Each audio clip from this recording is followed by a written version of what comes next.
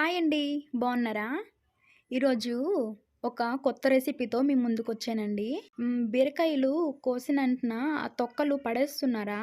అవి వేస్ట్ చేయకుండా వాటితో కూడా ఒక రెసిపీ చేయొచ్చండి. ఇది కొంతమందికి తెలిసుంటుంది, కొంతమందికి తెలియకుంటుంది. ఆ తొక్కల్ని బాగా క్లీన్ చేసుకొని చిన్న చిన్న ముక్కలుగా కట్ చేసుకొని సైడ్‌కి పెట్టుకోండి. ఇంకో పక్క కళాయి పెట్టుకొని దాంట్లో కొద్దిగా ఆయిల్ వేసుకొని 8 వెల్లుల్లి రెబ్బల్ని పొట్టు ఒలుచుకొని వేసుకోండి ఆయిల్‌లో.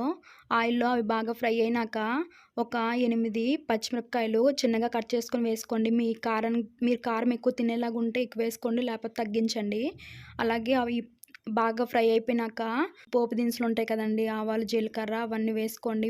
బాగా ఫ్రై అయినాక కొద్దిగా కరివేపాకు వేసుకొని బాగా కలుపుకోండి. కలుపుకున్నాక ఇప్పుడు మనము ముందుగా కట్ చేసుకున్న బీరకాయ తొక్కల్ని వేసుకోండి. వేసుకున్నాక అందులోనే కొత్తిమీర ఉంటే కొత్తిమీర కూడా వేసుకోండి. 2 కలిపేసాక ఇప్పుడు కొద్దిగా చింతపండు వేసుకోండి.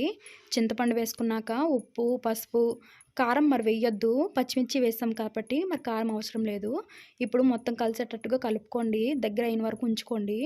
ఇప్పుడు 4, 5 టమోటాలని మెత్తగా పిండుకొని వేసుకోండి. టమోటాలు ఎక్కువ వేస్తేనే బాగుంటుందండి దీనికి టేస్ట్. ఇప్పుడు బాగా కలుపుకొని మూత పెట్టుకొని దగ్గరైన వరకు ఉడికించుకోండి. ఇప్పుడు రెడీ అయిపోయిందండి. మిక్సీ పట్టుకొని తినడమే అండి. చాలా టేస్టీగా ఉంటుంది. ఒకసారి ట్రై చేయండి. ఎలా వచ్చిందో నాకు కింద కామెంట్ చేయండి. ఈ బీరకాయ తొక్కల పచ్చడి మా అమ్మ స్టైల్‌లో చేశారండి. నేను వీడియో తీస్తున్నాను. చాలామంది నా వీడియోస్ సబ్స్క్రైబ్ చేసుకోకుండానే చూస్తున్నారండి. చూసిన వాళ్ళకి చాలా థ్యాంక్ యూ అండి. సబ్స్క్రైబ్ చేసుకొని చూస్తే నాకు కొంచెం ఎంకరేజ్‌మెంట్‌గా ఉంటుందండి. ఓకే అండి. సబ్స్క్రైబ్ చేసుకున్న ప్రతి ఒక్కరికి థ్యాంక్ యూ సో మచ్ అండి. ఓకే అండి. ఈ రేపటి వీడియోతో మళ్ళీ కలుద్దాం. అంతవరకు బాయ్ బాయ్.